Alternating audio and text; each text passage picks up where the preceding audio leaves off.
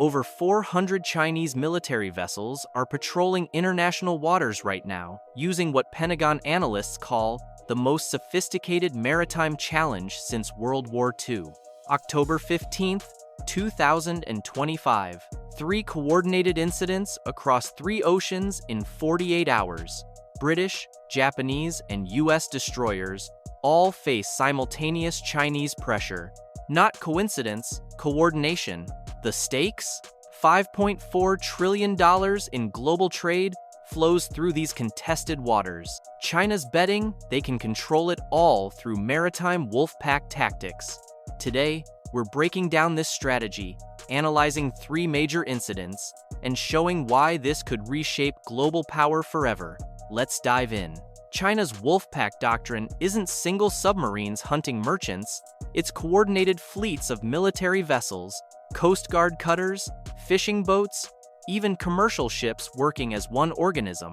Traditional naval confrontations are ship versus ship. China flips this completely. Instead of one destroyer challenging one US destroyer, you get simultaneous pressure from multiple directions, all coordinated in real time.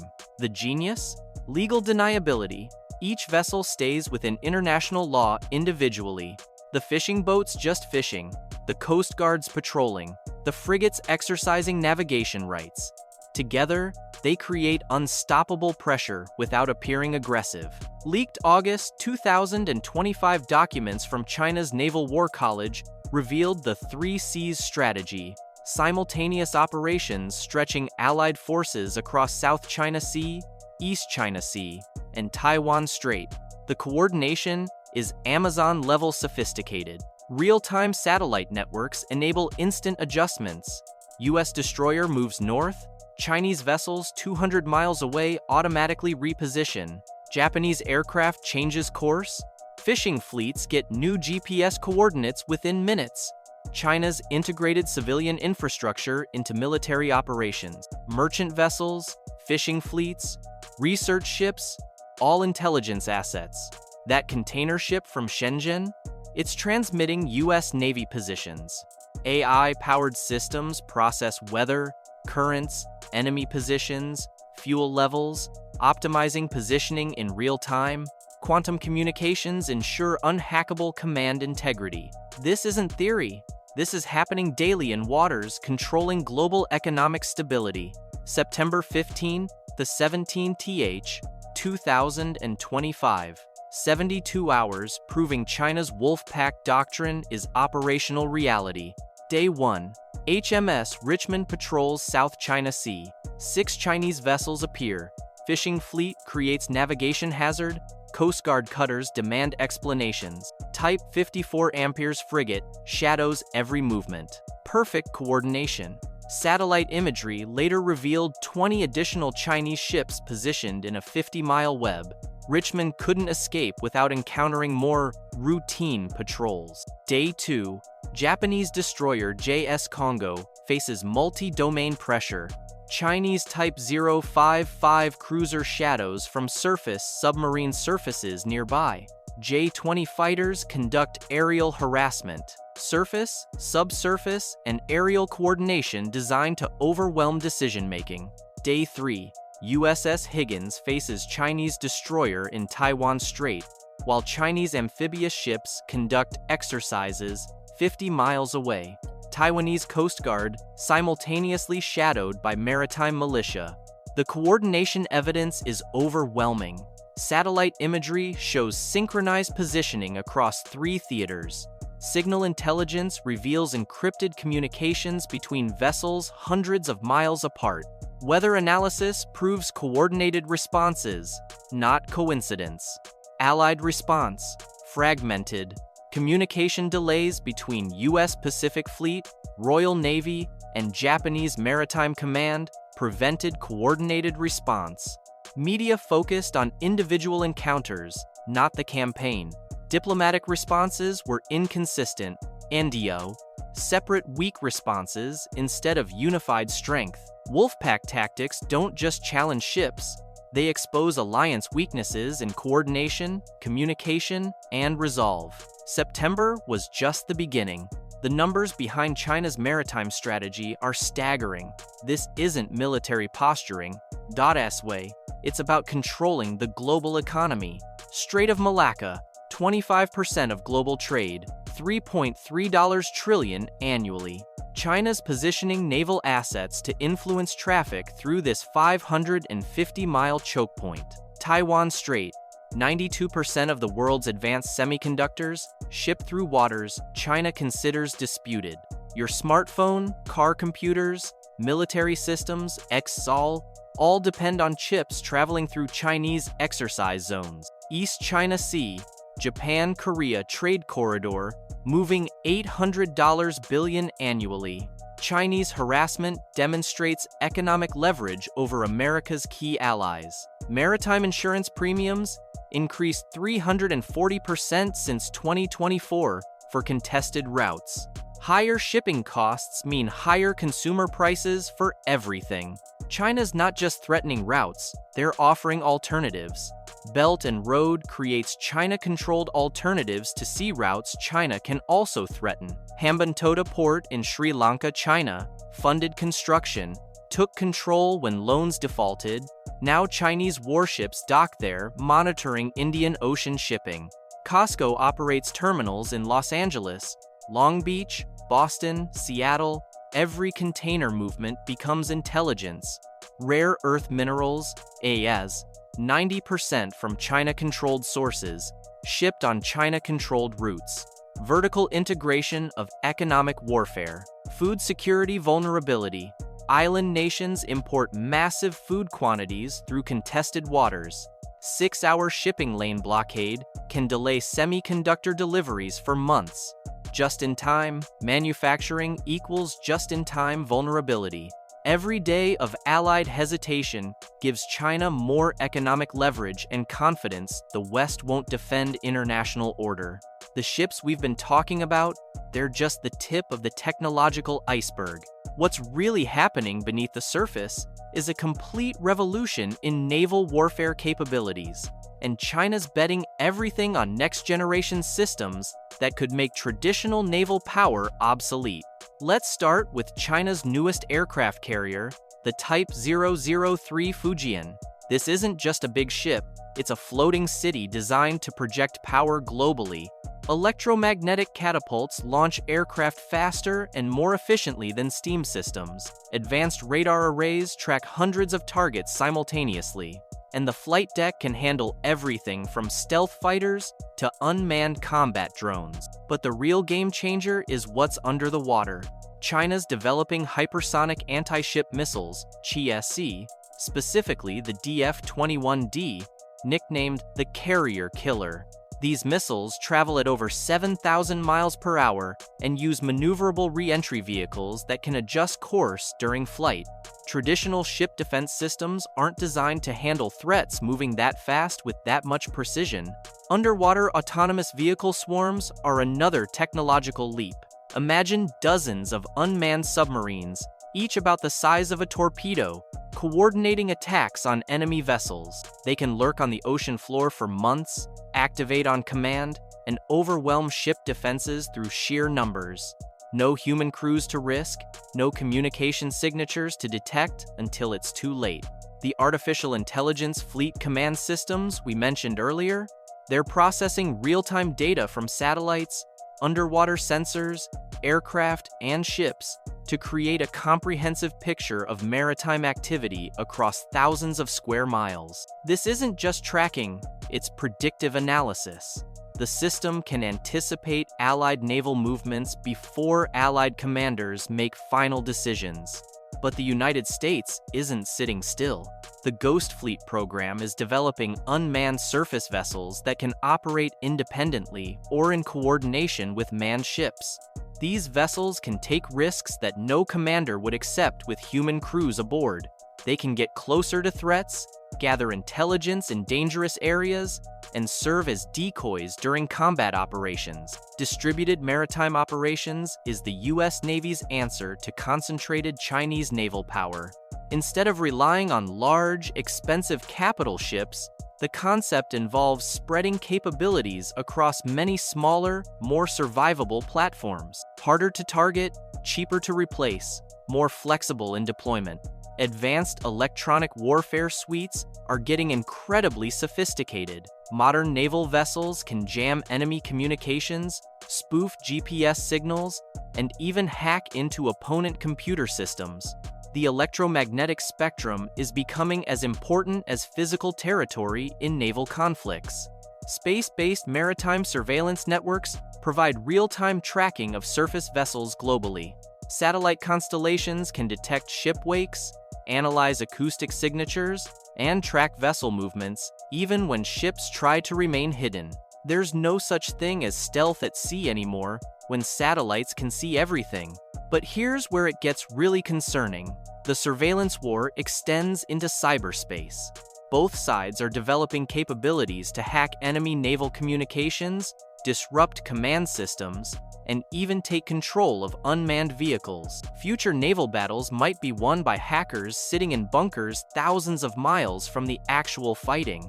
Emerging threats include autonomous weapons systems that can select and engage targets without human authorization, quantum radar technology that can defeat stealth systems by detecting quantum signature changes, directed energy weapons, essentially laser systems that can disable aircraft, missiles, and electronic systems at the speed of light, and, perhaps most disturbing, biowarfare capabilities designed specifically for maritime environments. Imagine engineered pathogens that target specific ethnic groups or nations, deployed through commercial shipping or fishing fleets.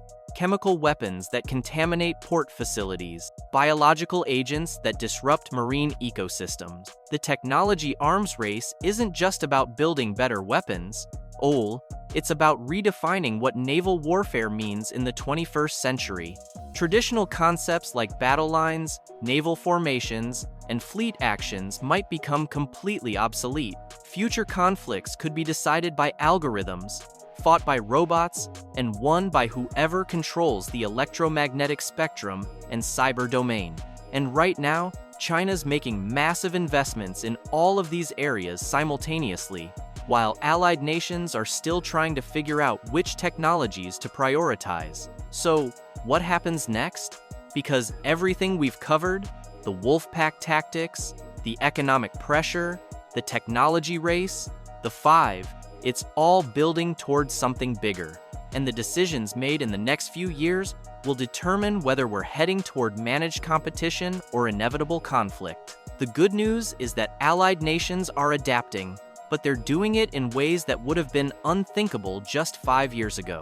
AUKUS, the Australia, United Kingdom, United States Security Partnership, SIPP, isn't just about selling submarines anymore.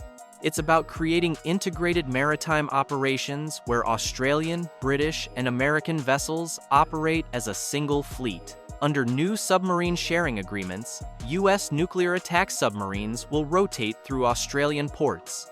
British submariners will train on American vessels, and Australian crews will integrate into U.S. submarine operations. This isn't just cooperation, this is operational fusion, designed to match China's coordination capabilities. Joint patrol operations are becoming routine. Instead of individual nations conducting separate freedom of navigation missions, we're seeing coordinated multinational patrols. A U.S. destroyer, British frigate, and Australian submarine operating together sends a very different message than 3 separate missions. Intelligence fusion centers are sharing real-time data across alliance networks.